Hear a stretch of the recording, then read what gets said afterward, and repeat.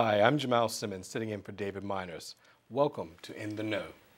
Government has released the White Paper on Energy, which outlines Bermuda's 9-year energy policy. Here with us today to discuss the White Paper and what it means for Bermuda is the Minister of Environment, Planning and Infrastructure, Walter Roban, and the Director of the Department of Energy, Jeannie Nicolai. Welcome to In the Know. Thank you. Minister, first of all, tell us a little bit about the history of the White Paper. How did it come to be? Well, some years ago, the government put together a sustainable development strategy and implementation plan. Within that plan was an energy policy recommended, and the paper is a result of that particular item coming to fruition, starting with the green paper and then now the white paper, which has been delivered. Okay, and how long did the process take altogether? Well, I would say probably about 2 to 3 years. I believe the process with the green paper started in around 2008, 2009, and then we devised, after having used that as a wider public consultation document, we then moved to the white paper, of which is outlining the government's direction and policy as it relates to energy in a more specific way. Fantastic. Now, Minister, why is this needed? Well, I think the reality is oil is running out. It will not be with us forever. We are a country that is totally dependent on the usage of fossil fuels. This is not sustainable. We also want to move to a point where we are contributing to dealing with climate change in a more direct way, and that we can decrease the carbon footprint of our country, and that is the production of CO2 gases, which is quite high at the moment, and reducing it down to 10 cubic tons per capita by 2020. And we also wish to see our country become more diversified in its production of energy, which is basically fueling our lights and also transporting ourselves, and moving to a more sustainable, diversified energy platform that is not just exclusively used on fossil fuels. So we're looking to go to a point where we have, by 2020, have 30 to 40% of our energy production to be from non-fossil fuel sources. So energy security, we want to see our country have. We want to see a change in behavior with our people as well in how they use and manage energy. And we want to contribute to climate change and reducing the carbon footprint of the country. And so we can have a more sustainable energy platform, removal from fossil fuels, and have a cleaner environment for not only Bermuda but the world. Okay, sir. So what does the white paper mean to the average Bermudian? You know, why should people care about this? Well, the white paper proposes initiatives that can actually genuinely help the average person reduce how much they are spending on energy.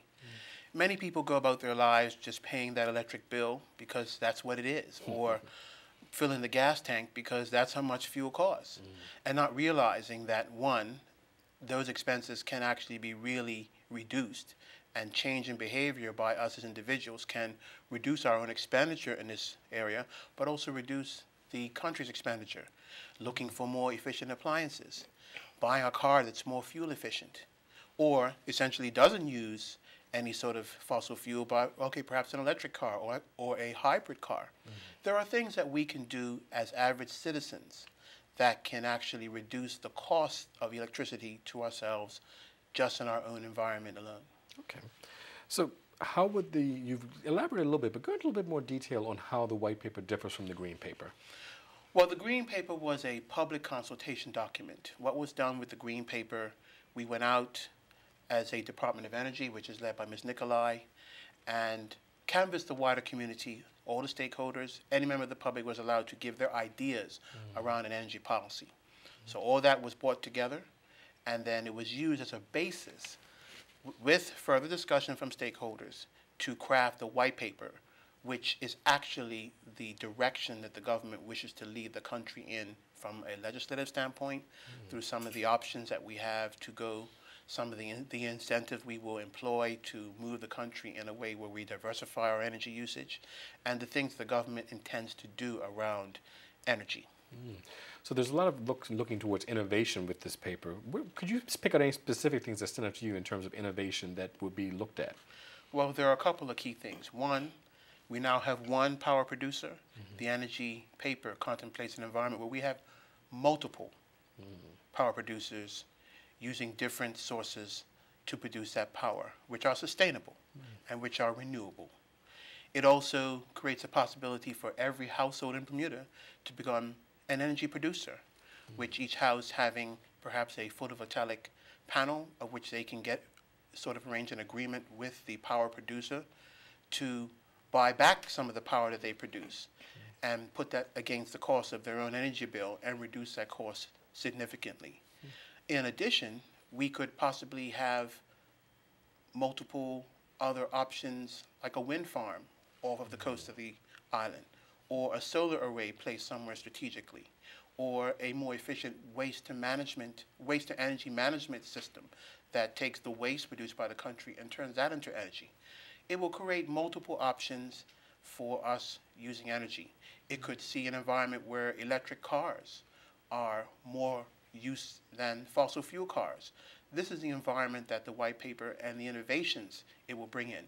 And most importantly, it will give us the capacity to change our behavior around energy so that people will understand, listen, there are some very small things that we can do as a country and as individuals to change our habits around energy and reduce the costs that we all experience around energy.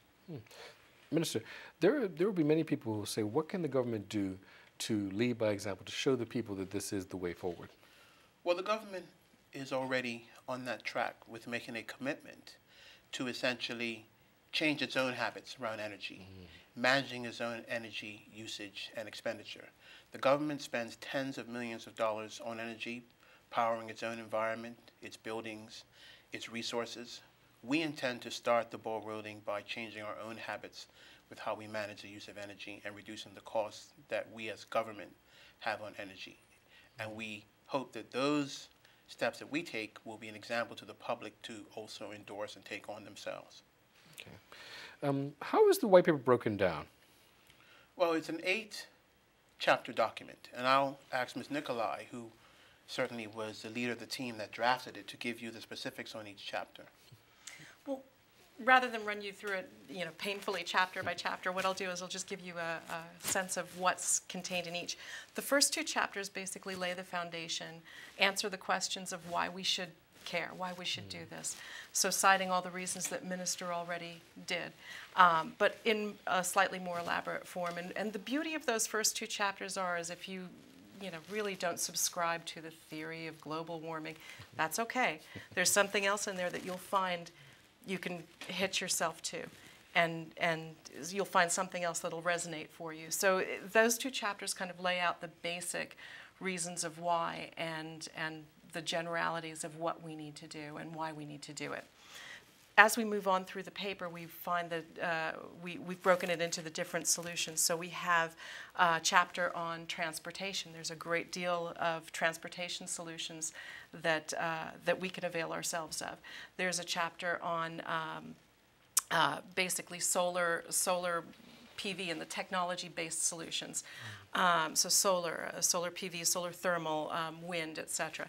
There's a chapter on policy and regulation, and that's where the paper ends up, is in that area, because none of this will take root unless we revise some legislation and adopt some stronger policies. There's a chapter on conservation and efficiency, and what you can do in those areas right now. And that's actually a really interesting chapter, because those are the low cost and no cost things that we can consider. I mean, things like if you purchase an efficient refrigerator, it might actually pay for itself in the lifetime of your tenancy. So if you're only renting, it may make sense for you to talk to your landlord and think about the different things that you could do to reduce your bills in the long run.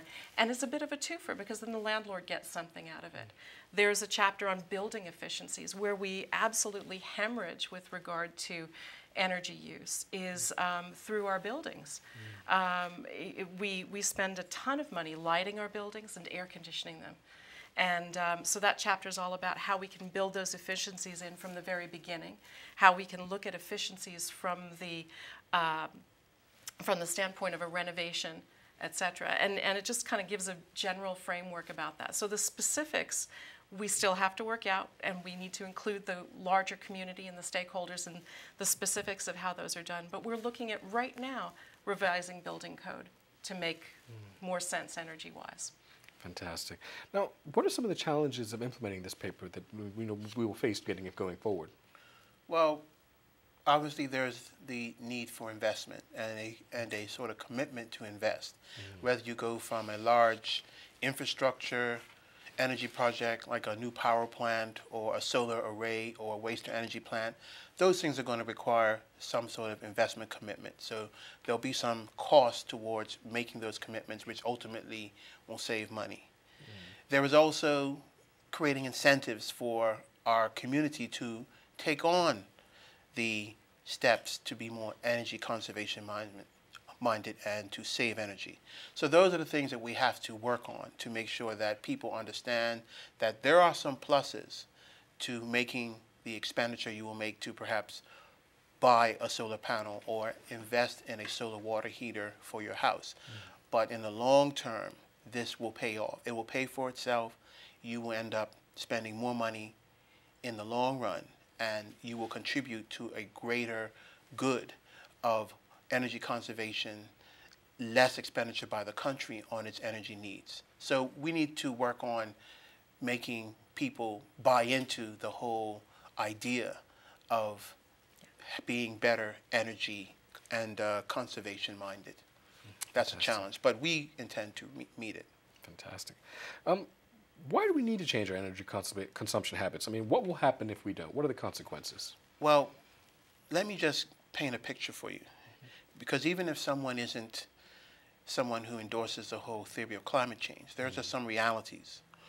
One, oil, which is the main supplier of our energy needs, is not going to be there forever.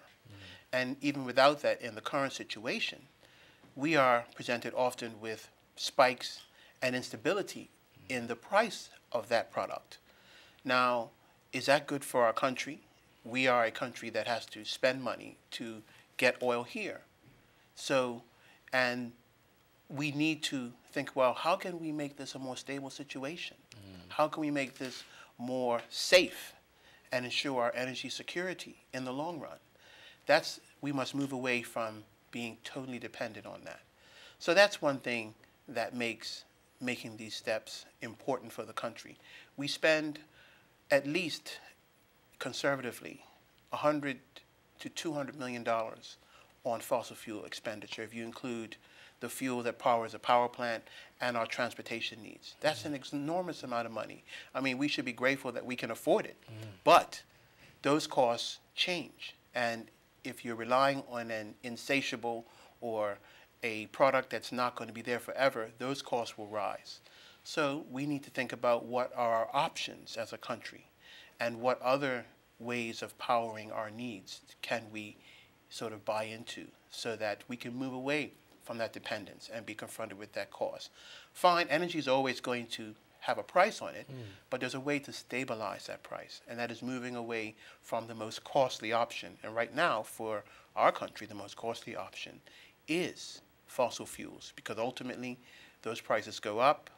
We could have $100 a barrel tomorrow, or lower, or even more than that. We need to be able to move to an environment where we are not confronted with that and victimized by that. That's very thought-provoking. You've outlined why it's important to break our dependence on fossil fuels, but how can we change people's mindsets? Because that's really the key. How can we change people's mindsets about consuming energy? Well, what if we can successfully, and I believe we will, paint a picture for someone. Go into a store and you have a choice between an incandescent bulb and a compact fluorescent bulb.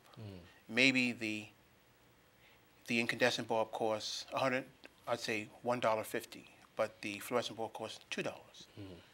But if you put that fluorescent bulb, you put the extra 50 cents into that fluorescent bulb, you could save over $100 over a period of time, over the life of that bulb, rather than the incandescent bulb, which will just burn more and more your money. Yes. So those are the things. Show people that right at their very doorstep that there are ways that they can save real money Even if they don't endorse the climate change theory or whatever about that, there are ways that people can save real money over time. And I believe most people like to do that. So we will show people how right at their own doorsteps there are ways that they can save costs and use that money over time to invest in something more worthwhile, rather than putting it out on gas or on electric light or other things that energy will continue to sort of rise in cost, and we are faced with that. Okay. Where do you see Bermuda in 20 years' time? You know, where will we be in terms of our energy consumption? Well, I do believe that the paper shows us a path to where we can be. I believe that we can have a Bermuda where the majority of the cars are either hybrid or electric. I believe that in 20 years we can have a Bermuda that is not just with one producer of energy, but multiple producers of energy, including the existing producer. And those energy sources are sustainable. They are reliant on the wind in our environment. They'll be reliant on the sun. They could potentially be reliant on the ocean as well. And also, the waste that we naturally produce in our daily lives could also be used to produce some of that energy. I believe that's the type of Bermuda that we can see. We can see a Bermuda where every household is benefiting from an investment in conservation practices, in sustainable sort of technologies, which right now are available. This is not stuff that's not going to be here until 20 years from now.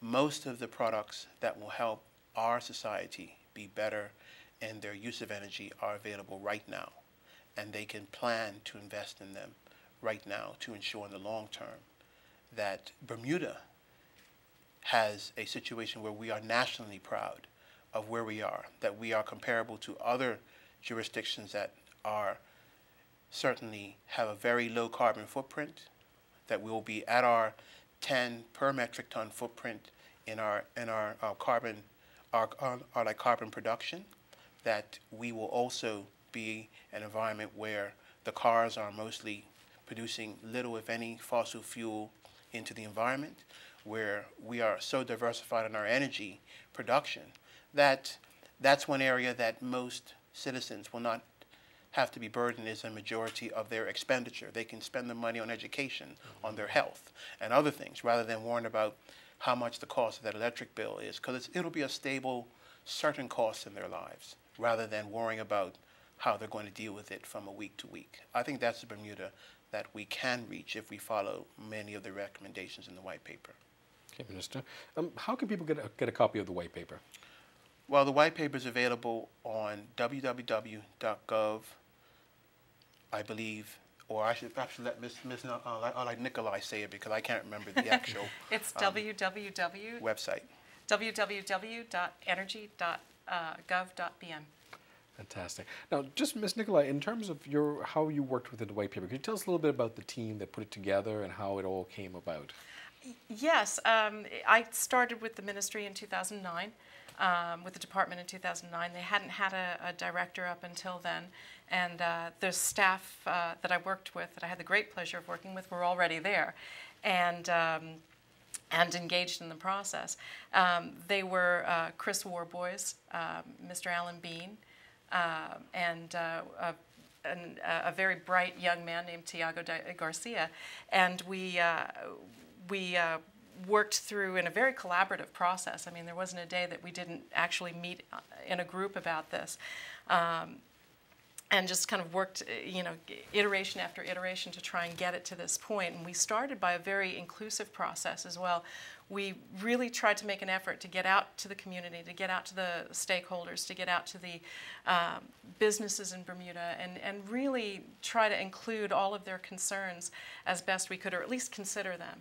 And by inclusion, it's not necessarily that it made it to the white paper, but we did listen, and we're still listening. So the white paper is a snapshot of where we'd like to be in 10 years, but we're still going to need help getting there, and that's going to take a great deal more input from the community, and we welcome that. Yeah.